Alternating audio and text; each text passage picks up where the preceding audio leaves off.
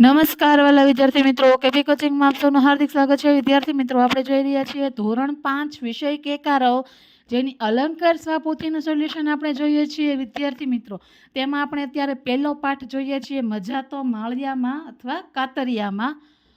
આગળના વિડીયોમાં આપણે પ્રશ્ન 1 થી 3 નું સોલ્યુશન જોયેલું. આજે આપણે જોઈશું પ્રશ્ન 4, વાર્તામાં આવતા શબ્દોના નજીકના અર્થવાળો વિકલ્પ ખાનામાં લખો. પહેલાનો જવાબ છે ચોર પગલે, તો જવાબ છે ચોર ચોરી કરવા ચાલે એમ છાનું માનું ચાલવું. બીજાનો જવાબ આવશે ગમેલી ન ગમેલી વાતો. 3 ભળી ગઈ, તો જવાબ આવશે ક ભેગી મળી ગઈ. 4 નામ નિશાન ન હતું, તો તેનો જવાબ આવશે અતો પતો ન હતું. 5 પરિચિત, તો જવાબ આવશે બ જાણીતું. 6 સમી, જવાબ આવશે એક સરખી. 5 બિચારી ફિયોના વાર્તામાં જ્યાં આ શબ્દ આવતો હોય તે વાક્ય નીચે લીટી દોરો અને એક વાક્ય બનાવો. જો અહીં આપણે ડાયરેક્ટ વાક્ય પહેરેગીર, તો ફિયોનાની આયા પહેરેગીર સમી આખો દિવસ સામે જ બેઠી રહેતી. બીજું છે પૌત્રી, તો કે માનસી મનીષભાઈ મનસુખભાઈ મહેતા માનસી મનસુખભાઈની પૌત્રી છે. 6 નીચેના વાક્યો વાંચો અને તેની સાથેનો શું સંબંધ છે તે લખો. પહેલું મમ્મીના ભાઈ, તો જવાબ આવશે મામા. બીજું ફોઈના પપ્પાની પૌત્રી, એટલે કે પોતે અથવા તો બહેન આવશે. 3 પપ્પાના પત્ની, જવાબ આવશે દાદી. 4 મમ્મીના ઘરવાળાની તમારા સિવાયની બીજી દીકરી, તો કે બહેન. 5 મમ્મીની તમારા મમ્મી સિવાયની બીજી દીકરી, તો કે માસી.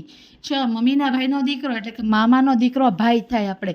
7 આપેલા શબ્દો બે શબ્દો વડે બનેલા છે, એ બંને શબ્દો ઓળખી કાઢો અને એક વાક્ય બનાવો. પહેલું રામ કહાણી, તો કે ફિયોના પોતાની રામ કહાણી બહેરા દાદીને કહેતી. બીજું ચોર અને પગલું, ફિયોના ચોર પગલે ઘરની બહાર નીકળી ગઈ. 3 પંચપકવાન, તો કે ભીમને પંચપકવાન બનાવતા આવડતા હતા. 4 નામ નિશાન, તો કે ગુનેગાર પોતાના ગુનાનું નામ નિશાન ન છોડે તો પણ પોલીસ તેમને પકડી જ લે છે. 5 રુદ્ર અવતાર, શાળામાંથી પપ્પુની ફરિયાદો આવતા તેના પપ્પાએ રુદ્રાવતાર ધારણ કર્યો. 6 ધીંગા મસ્તી, તો કે શાળાના પ્રવાસમાં બાળકોએ ખૂબ જ ધીંગા મસ્તી કરી. 7 હસતી રમતી, ફિયોના ઘરની બહાર હસતી રમતી હતી.